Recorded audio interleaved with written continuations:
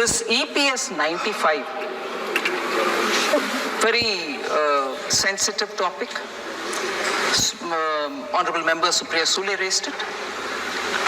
नमस्कार साथियों, स्वागत है आपका EPS 95 मिनिमम पेंशन बढ़ोतरी के एक और वीडियो में। साथियों, आज मिनिमम पेंशन बढ़ोतरी से लेकर 3 महत्वपूर्ण अपडेट के बारे में आज डिस्कस करने वाले हैं।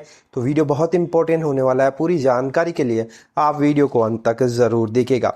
तो साथियों, सबसे पहला अपडेट निकल कर आ रहा है दिल्ली से। जी हाँ साथियों, जैसा कि हम सभी को पता है, बजट में पेंशन बढ़ोतरी को लेकर कोई घोषणा नहीं हुई है। लेकिन साथियों, इसी बीच NSC के वीरेंद्र सिंह राजावत जी और रमेश बहुगुणा जी लगातार दिल्ली में डेरा डाले हुए हैं। बजट के बाद में वित्त मंत्रालय, श्रम मंत्रालय और EPFO दफ्तर के वे चक्कर काट रहे हैं। वहां क्या कुछ हो रहा है, इसकी अपडेट वे लगातार ले रहे हैं। इसी बीच वीरेंद्र सिंह राजावत जी और रमेश बहुगुणा जी ने EPFO के अधिकारियों और सांसदों और मंत्रालयों से मुलाकात कर स्थिति को जानने की कोशिश की। सबसे पहले उन्होंने EPFO के एडिशनल CPFC चंद्रमौली जी से मुलाकात की और उन्हें बताया कि किस तरह से पेंशन का मुद्दा अभी भी लटका हुआ है।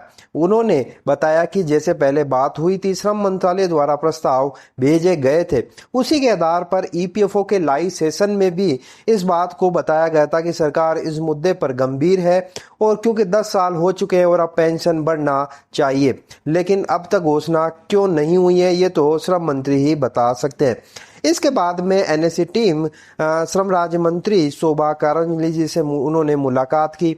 उन्होंने बताया कि आपकी जो मांगे हैं वह ज़रूर पूरी होगी, क्योंकि श्रम मंत्री जी एक बड़े प्रोजेक्ट में लगे हुए हैं। प्रधानमंत्री मोदी जी ने लेबर रिफॉर्म को लेकर श्रम मंत्री जी को एक बड़े प्रोजेक्ट में लगाया हुआ है, इसीलिए वे लगातार बिजी चल रहे हैं और समय नहीं निकाल पा रहे हैं।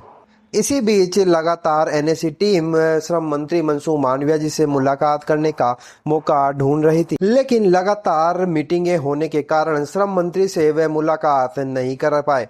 इसके बाद में NSC टीम ने खाद्य व सार्वजनिक वित्त मंत्री श्रीमती नीमूबेन से मुलाकात की और वस्तु स्थिति को स्पष्ट किया। उसके बाद में सांसद हेमा मालिनी जी से भी मुलाकात की और श्रम मंत्री से मुलाकात करवाने का उनसे आग्रह किया कि किस तरह से आप हमें श्रम मंत्री से मुलाकात करवाइए। हेमा मालिनी जी ने भी इस पर कहा कि आपकी जल्द में श्रम मंत्री जी से जरूर करवाऊंगी।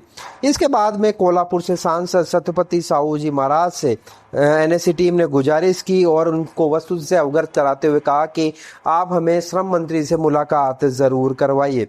इसके बाद में शिरडी से सांसद भाऊ वागचौरे जी से मुलाकात की और उनसे गुजारिश की कि अभी तक हमारी मांगे लंबित है। तो उन्हें भी ताज्जुब हुआ और उनको भी लगा कि अभी तक आपकी मांगे क्यों नहीं मानी गई, क्योंकि मैंने पिछले ही महीने श्रम मंत्री से मुलाकात की और उनसे आग्रह किया था कि यह विषय बहुत ही संवेदनशील है और हमें पेंशनरों का ध्यान रखते हुए पेंशन बढ़ोतरी जल्द करनी चाहिए, लेकिन अभी तक ये मांगे क्यों नहीं मानी गई है। मैं सोमवार और मंगलवार को सभी सांसदों से गुजारिश करूंगा कि हम सब साथ में मिलकर श्रम मंत्री जी से मुलाकात करेंगे और पेंशन मुद्दे को गंभीरता से उनके सामने रखेंगे। जैसा कि हम सभी को पता है, पहले भी विभिन्न महाराष्ट्र के विभिन्न सांसदों ने इसी तरीके से श्रम मंत्री से मुलाकात कर वस्तुस्थिति को स्पष्ट किया था और पेंशनरों की मांगों को उनके सामने रखा था। वहीं दूसरी ओर संसद में सुप्रिया सुले जी ने फिर से वित्त मंत्री से EPS 95 के बारे में प्रश्न किया कि पहले अरुण जेटली जी ने EPS 95 पेंशनरों को ये वादा किया था कि पेंशन बढ़ोतरी जल्द होगी, लेकिन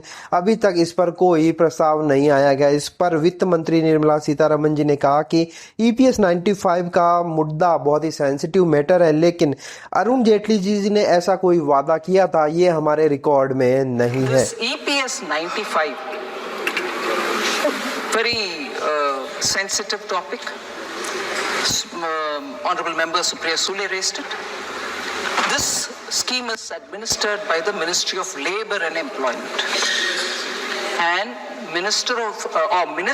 Finance Ministry has no record of any approval or assurance which Sri Arun Jaitley has given on this matter. We don't have any record.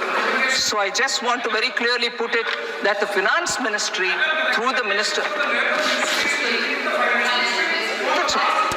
That's fine. I take that point, but then No assurance was given by Honorable Finance Minister at that time. तो दूसरी बड़ी update Lok Sabha से निकल कर आ रही है, जहां पर कन्याकुमारी के सांसद कांग्रेस के सांसद विजय सावंत जी ने EPS 95 मुद्दे पर लोकसभा में एडजॉर्न मोशन लाने का प्रस्ताव रखा है। जी हां, 7 फरवरी को इन्होंने ये प्रस्ताव रखा है। अगर ये प्रस्ताव पास होता है तो केवल इसी टॉपिक पर 2.5 से 3 घंटे तक सारे मुद्दे को अलग हटाकर केवल इसी मुद्दे पर चर्चा होती है, जिसमें सभी सांसद अपनी बात रख सकते हैं और सरकार को अपना पक्ष रखना होता है, सवालों के जवाब देने होते हैं।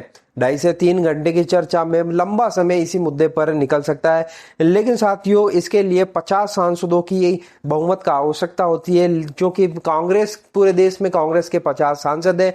तो विजय सावंत जी को ये तो बहुमत मिल जाएगा, लेकिन इसके बावजूद भी इस मुद्दे पर स्पीकर जो होते हैं उनका विशेषाधिकार होता है, वे इसको पास करें या ना करें ये पूरा अधिकार स्पीकर के ऊपर निर्भर होता है।